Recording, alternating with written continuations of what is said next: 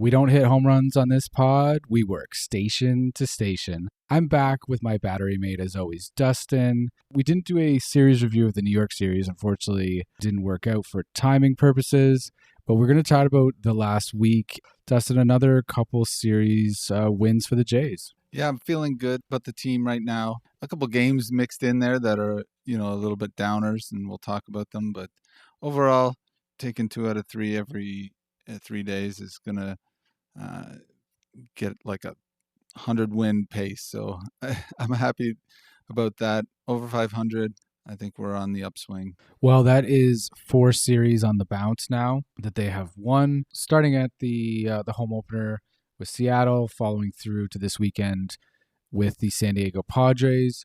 So the Jays finish out their homestand with a series against the New York Yankees, win the first game 3-1, win the second game 5-4, and lose the third game and the sweep that was on the table. They lose at 6-4. The Padres series seems like another similar story, Dustin, where they win the first 2 games and then the last game kind of slips from their grasp. Yeah, I mean, not as dramatic a fashion as the New York series, but yeah, the last game here against the Padres was a little bit of a clunker. Probably winnable, but unfortunately some poor pitching performances from a couple guys. The Blue Jays are 12-10, 4th in the AL East as it stands. But what we're going to do is we're going to dig into some issues and just some stuff that happened during the New York series, really. We're going to touch on one player from the San Diego series. Not really much talking points, but as usual, Dustin, the New York Yankees seem to make things interesting. It's not even, I don't know what it is. It's not even stuff that they directly control, but it just seems to be, that orbit of New York, and they seem to keep things interesting for us. Yeah, the media landscape around New York is, a lot more attentive, and, maybe it's just a lot more eyeballs and a lot more attention. Dustin, going into game number 1 with the Yankees, we found out that some moves were made to the roster, and they were moves that we knew were kind of rumbling off in the distance and were expected, but they happened on Monday, were effective on Tuesday, where Jordan Romano and Eric Swanson, 2 of our highest leverage relievers, were called up from Buffalo following a start. I think they both had appearances on the Saturday of this past weekend, or I guess 2 weekends ago now, and they were called up. Mitch White was designated for assignment. Also, I guess the more controversial, maybe not controversial, but the more talked about move was sending Nate Pearson down. I think at the time I was a little bit, let's say, sad for Nate Pearson, and he didn't do anything really to deserve being put down. I think that, it was more of just a roster crunch situation more than a performance. I mean, he's been the Nate Pearson that we've been wanting to see since, he was hyped up as a starting pitcher, so yeah, it was a little bit disappointing to see him go down, but I'm not sure there's anybody else that made sense. Yeah, it was the move to be made with the roster, and I did see a lot of hand-wringing online. Nate Pearson, really, people were upset because Nate Pearson looked good in, 1 appearance, Dustin? 1 or 2, yeah. It was because he looked good over the weekend that people are upset he got sent down. Like, I don't know if there was this long, body of work this season that was being ignored. The eye test, I guess, is what a lot of people were drawing from, and they, he looked good. He was, I think he was striking guys out, especially he had an outing where he faced, I believe, Soto and Judge and struck them out in just 1, 2, 3. And it was a little bit of he's showing some promise, just when he's starting to show what he's got, he gets sent down. So I can understand it from that perspective, but it's not like he was Jordan Romano or somebody who's got a track record of quality. At the time, of course, we don't know, but Chad Green appears in game number 1. We didn't actually find this out until after game number 3, but I guess he was sore, so he didn't appear in the series after this. Jordan Romano gets his first appearance game number 2, and it comes in a save opportunity. And Dustin, I had texted you at the time with a kind of, I don't know, is it the cringy I don't know if it's a cringy smiley, but to me it's the clenching teeth, nervous smiley. That's what it was for me because I don't know if this is the spot you really want to introduce Jordan Romano back to the lineup. Now it worked out, right? In the end, it was fine. And I guess some would say the Jays got away with it. Some would say this is the spot that Jordan Romano was supposed to be in.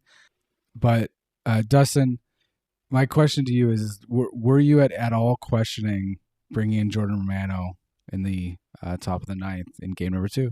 No, I wasn't. My opinion is like if you're going to bring a guy up to be in the majors and he's your closer, he's your ninth inning high leverage guy, whatever the case may be, whatever his job is to do in the majors, and you brought him in there to do, like, you got to be able to like put him out there and do it.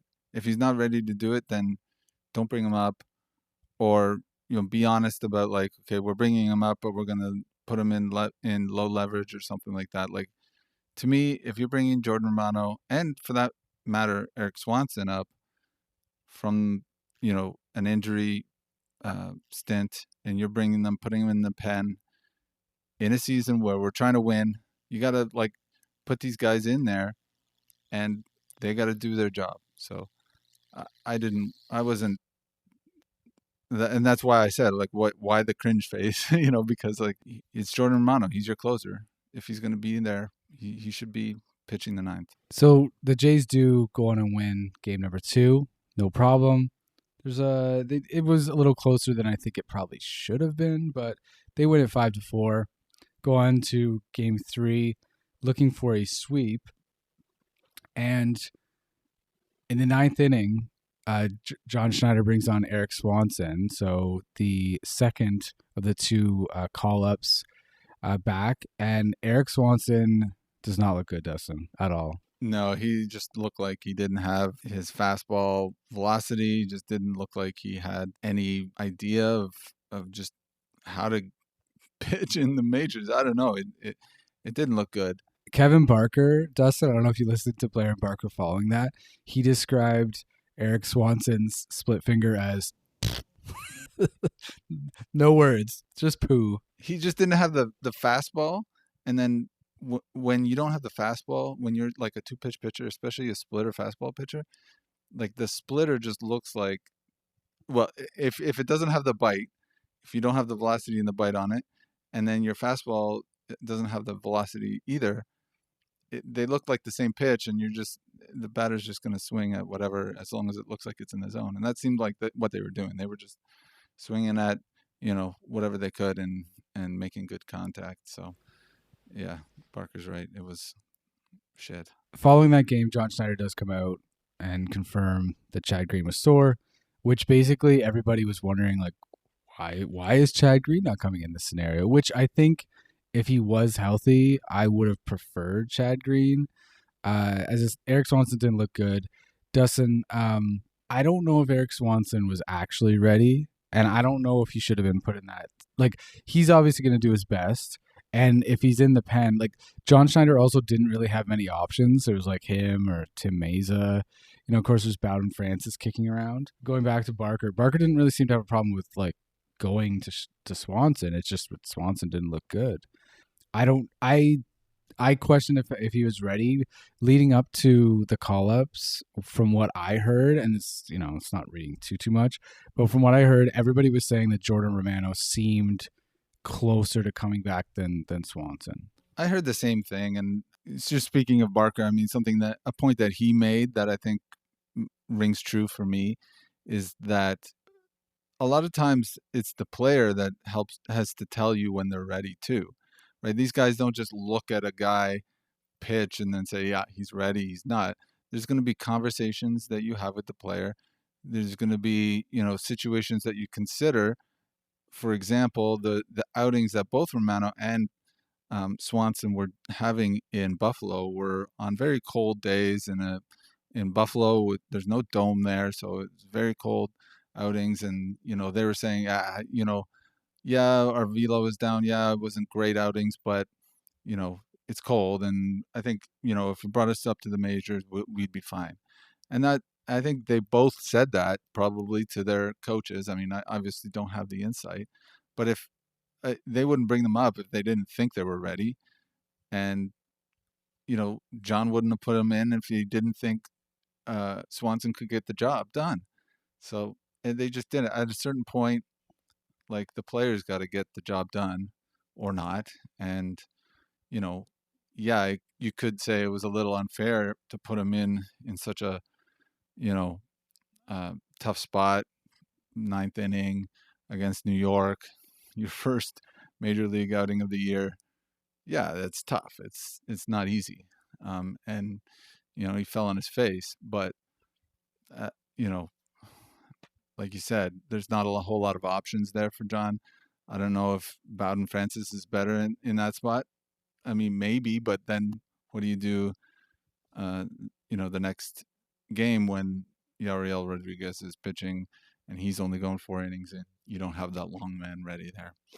So there's a little bit of strategy, and you just have to throw the hands in there that you have that you think are going to get the job done. I don't think there's any reason for John to think that Eric couldn't have got it done, and maybe in another universe he would have. Kevin Gausman also looked pretty good on game number 3 against the Yankees. So I think we can kind of shelve any concerns, Dustin. Yeah, I think my worry meter is a little bit less on him. It's just he's gonna turn it around and he's gonna be the guy that we think he should be. So yeah, I'm not too worried. All right, well, I want to dig a little bit deeper here. I know we talked about John Schneider maybe a couple weeks ago, but I feel like this week seems to have been a good time to talk about his kind of, I guess, contributions, or maybe involvement is probably a better word. But I want to highlight game number 2, and I thought John Schneider had quite a good game number 2, actually, Dustin. Like, every move he made seemed to be kind of the right time, right players. At the top of the 8th, we have Soto, Judge, and Stanton coming up. Now, Jimmy Garcia had kind of been the, he's our closer when, Romano's not around. And so, I think a lot of people would have just been, save him for the 9th. But what John Schneider seems to be doing with Jimmy Garcia is essentially using him as like a hired gun to go after the toughest batters in the opposition lineup. And I'm loving it. I think it's great. I think it's amazing. Now, they're definitely managing his innings, which I think is a good thing, because last year it did seem to be that he was used a little too much, and his effectiveness definitely was not he wasn't so good in the first part of the year. But that move, I just think made the most sense. Another move I wanted to highlight was the top of the 9th, and Jays are up, of course, as we talked about. Jordan Romano comes in, and Davis Schneider, who was in left field, gets taken out of the game. Kevin Kiermaier comes in. Of course, he goes over to center, and Dalton Varsho slides over to left. Davis Schneider, no slouch at all in left field. Like, he made some nice plays in this game, but moving Varsho over to left field really paid off, as he makes, in that top of the 9th inning, he gives Jordan Romano a little help and makes a diving catch, Dustin. Absolutely. A ball hit towards Dalton Varsho in any field position that he's in is going to get caught, 80-90% of the time, unless it's, a line drive. He's going to catch it if it's catchable. There were other moves this game, but I did want to kind of just hit on a couple of them, as these are the kind of things that your manager needs to do, right? You could leave Davis Schneider in. Hey, maybe, like, they did win the game 5-4, so, like, maybe you want to keep Davis's bat around, maybe? Saying that, Varsho's obviously been hitting quite well of late, which we'll kind of touch on in a few minutes. But I thought John Schneider, for the most part, had a good series. Now, I do think, when we talk about that Eric Swanson move, I don't think that I don't know if people get upset at John Schneider for like his like collective body of work, but it always seems like there's like a move that really kind of sticks in people's craw and they get very upset about. Eric Swanson, okay, let's just go back to this Eric Swanson thing. Eric Swanson faced 4 batters in that inning. Like, why did he face 4 batters? Why is he not out after 3 when he was clearly ineffective? Yeah, you're right. I think there are some, let's say, missteps that get made by John Schneider. My opinion on him is that overall he's a pretty good manager. I think he's a pretty good sort of player manager in terms of he seems to be liked by the guys. At least that's what it seems on the surface. It seems like he's got a good repertoire with the players, and there's a certain level of respect there, just from a personal level. From a managerial skill level, I don't know. I'm sure that there's mixed opinions there.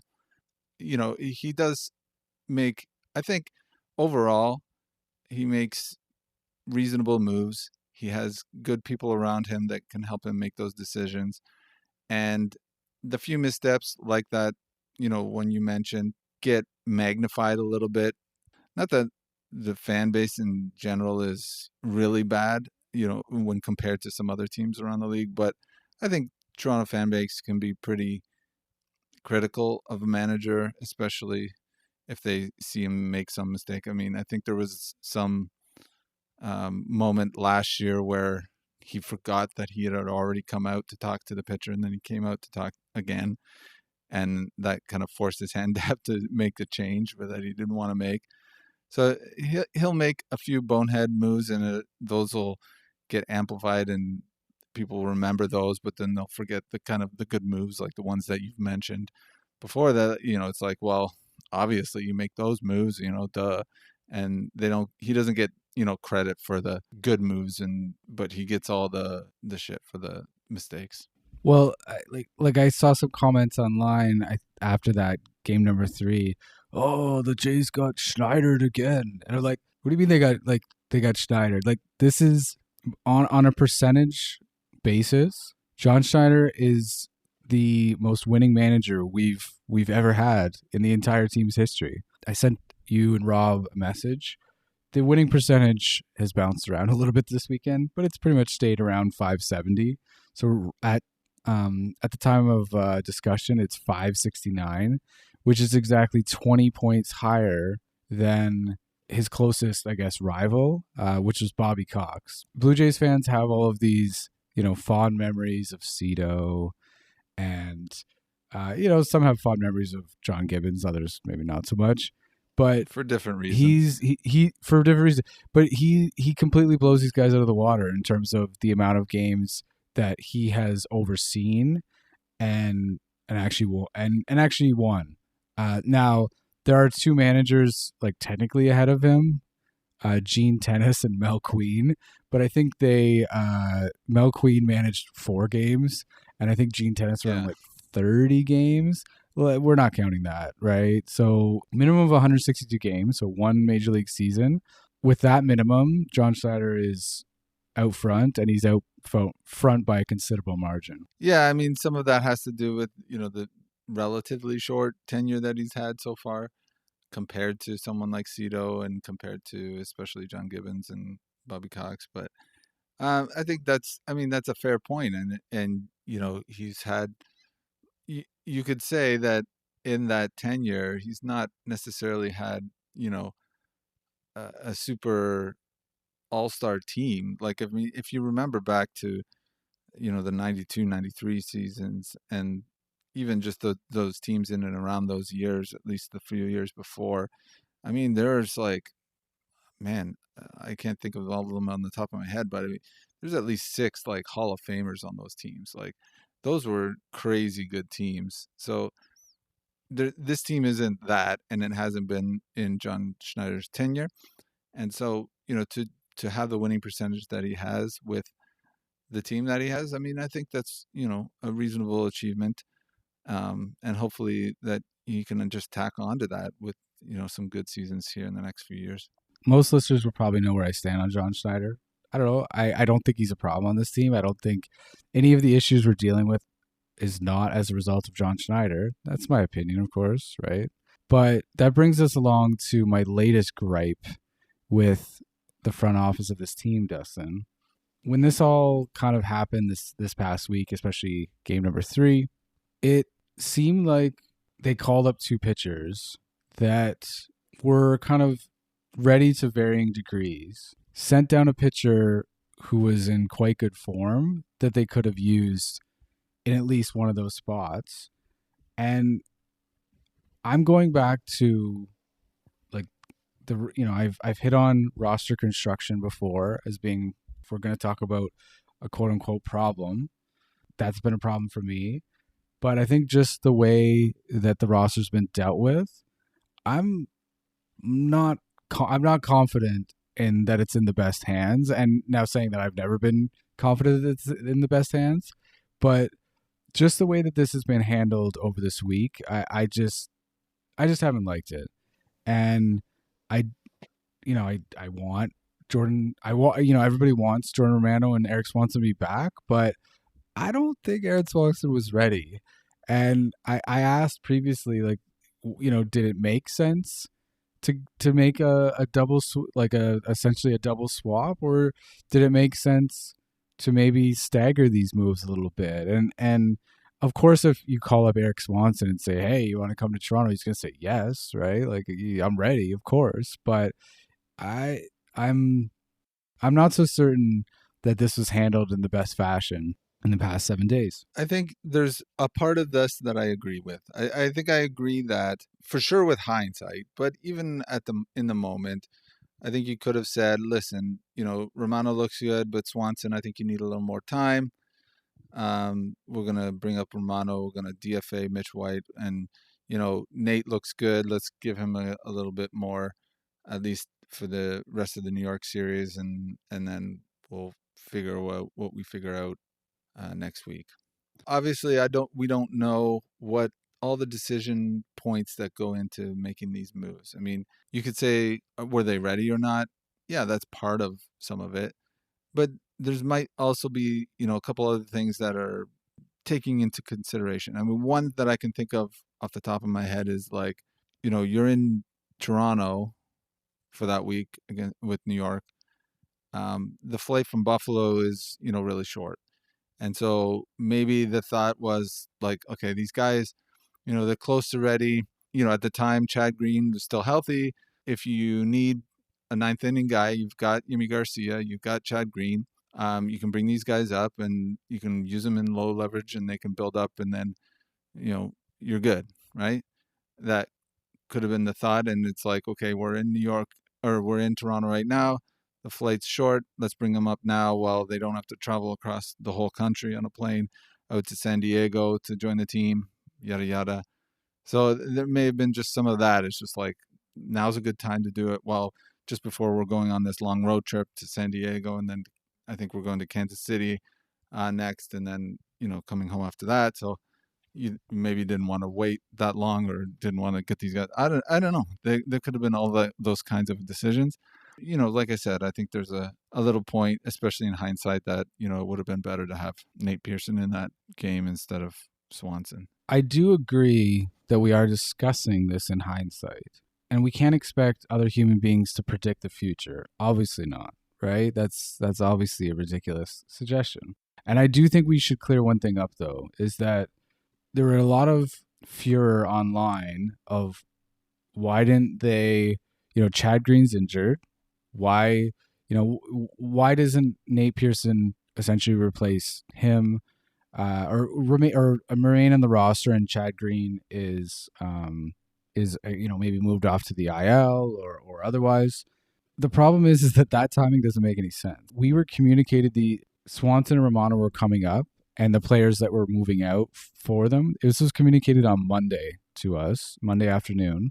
And Chad Green pitched later that night. Now, if you go on the Blue Jays website, you will see that those moves took effect the next day, but the wheels were turning the day before. So, unfortunately, Jays management didn't know that, Chad Green maybe wasn't in the best of health, but he went out, pitched, and he now has a right teres major strain. Doesn't sound good. but he was put on the 15-day injured list, retroactive to April 17th. So not to April, but not back to April 15th, which is the Monday. It's April 17th. He was retroactively put on. While I was touching on you can't predict the future, the thing is though, Dustin, is that the people that are essentially this front office group of people that there are, if you go on the website, there are a lot of them, a lot of names on the list. These are also the people that control the amount of innings pitched. So yes, they can't predict, what's going to happen in terms of the results of the game, but I think it's reasonable that you could say, okay, here's how we see this week playing out, right? Talking with John Schneider, how are we going to use these pitchers, et cetera, et cetera. And to me, it just doesn't make any sense that you'd make both the moves at the same time. On top of that, okay, the other pitcher that we know has options, Bowden Francis, right? Now, we know his role right now is essentially, he's not a starter, but he is essentially to bridge between Yariel Rodriguez and his pitch and innings limit to the rest of the bullpen. Totally understand. I think it's a great role for him. The problem is that was on Saturday, Dustin, and Yariel Rodriguez's next start wasn't until, and it wasn't proposed until next Friday, right? So again, there is something here where he could have been one of the players involved in this. You keep Nate around because Bowden Francis is very unlikely to appear in the New York series. That's not part of the plan. Nate Pearson at least would have been around to contribute. But I don't know. This is why there's a few things. I have a few questions where it's kind of like, did you guys really think this went through? Or did you just pull the trigger because these are two major league pitchers and you want to get them on, the active roster as soon as you can? I get what you're saying. And like I said, there is a point there where if you're game planning out those next 2 days and you're saying, okay, who do I got in the pen? Well, okay, Yariel, Jimmy Garcia, you pitched tonight. Okay, you can probably pitch tomorrow if we need to. And then if we bring up Romano, he can, okay, we got that day covered. Okay, the next day. Okay, well, at the time, right, if you're thinking about this Monday, right, okay, we got the next day, we got Tuesday covered with, let's say, whoever, Trevor Richards, Jimmy Garcia, and then Romano. Those could be, 7, 8, 9, and then maybe Henderson Cabrera if we need him, whatever the case may be. Then you're looking forward to Wednesday, and you're like, okay, who's going to be 8, 9 in that game? Well, Jimmy Garcia, he's going to be having pitched 2 days in a row, so we're not going to pitch him 3 days in a row. And actually, he pitched, that Saturday in against the Rockies, so he's pitched like 3 out of 4. Okay, we're gonna make sure we have Chad Green and Eric Swanson. And Eric Swanson can pitch the 8th, and then Chad Green can pitch the 9th. He's been doing good, and we've got some other guys out there in the pen to bolster up, 6 and 7 if we need to. So like, okay, that sounds like a good plan, right? So let's bring up Eric Swanson, let's bring up Jordan Romano, and let's go with it. Well, that's Monday night, and then Tuesday morning, guys report to the Tuesday afternoon or whenever the guys report in, and Chad Green's like, "Hey guys, my shoulder, it's not feeling great. It's not bouncing back like I thought it would." And they're like, "Okay, well, ice it up, go see the trainer. We'll talk about it tomorrow." Again, Wednesday comes around. It's still not feeling good. And then what do you do? Like, that's what happens. So I don't know how you predict that. Like, how do you predict on Monday afternoon that Chad Green's going to walk into the clubhouse on Tuesday and complain of a sore shoulder? I mean, you can't. Well, you don't, right?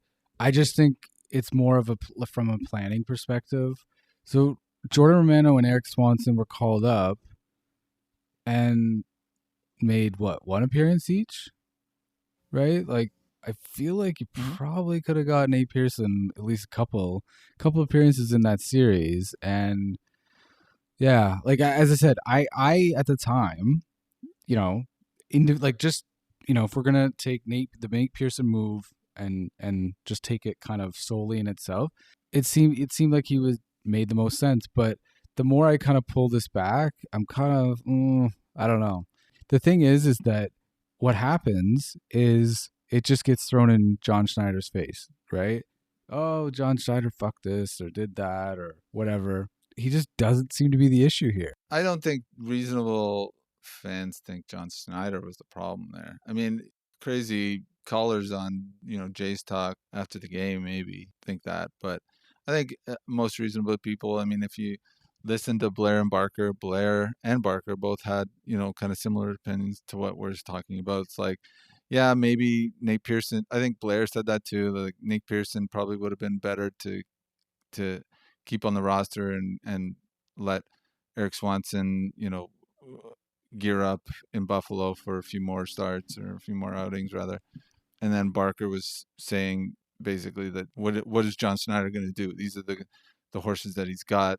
I don't think it was a bad choice to put him in that spot. So I mean, I think most reasonable people are saying that. The fault that I would draw for him, the criticism that I would have, it's his communication for the moves. I mean, I don't want to rehash the whole playoff last year in the Barrios thing, but that's just one instance where like a little bit better communication with your people can save some of the headache that he seems to bring on himself. So I think they're trying to do that this year. I haven't noticed anything on that front this year. And every manager makes some poor tactical decisions, especially young managers like John. It's going to happen. I just don't see anything super egregious on a daily basis or on a game basis that, leads me to believe that John can't have a long career as a manager and improve with his team. I'm going to state this for the record. Jeff Blair stole my staggering comment. I just couldn't get on an air in time. Not really. I don't know Jeff Blair. But as soon as he said that, I was like, you fucker, this is mine. Right? Like you were saying it to me in the text or whatever, and then I heard Jeff on the radio the next day. I was like, oh, he's got Al's point. Great minds think alike, right?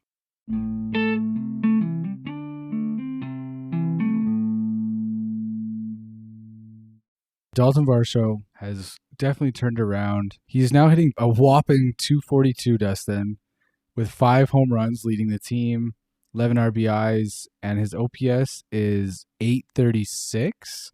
And I believe on Baseball Reference, I saw his OPS plus at 140. So things are definitely looking good for Dalton Varsho. I almost and Dustin, you can stop me if I'm wrong here, but like when the last week that's happened, I almost can't believe my eyes, because last year seemed to go from him striking out almost at every opportunity to him popping. Like, he was the pop-up king last year, right? So he was like, he'd get contact, but it was just not enough, and it would, straight up.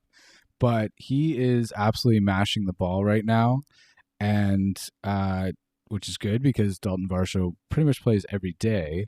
And right now, I think this is the player that I think the Jays wanted. Now, is this the player that he was in Arizona? I don't know. I don't watch the Arizona Diamondbacks. I never have. So, but yeah, Dalton Varsho is, I don't know, a player that I like. I like that.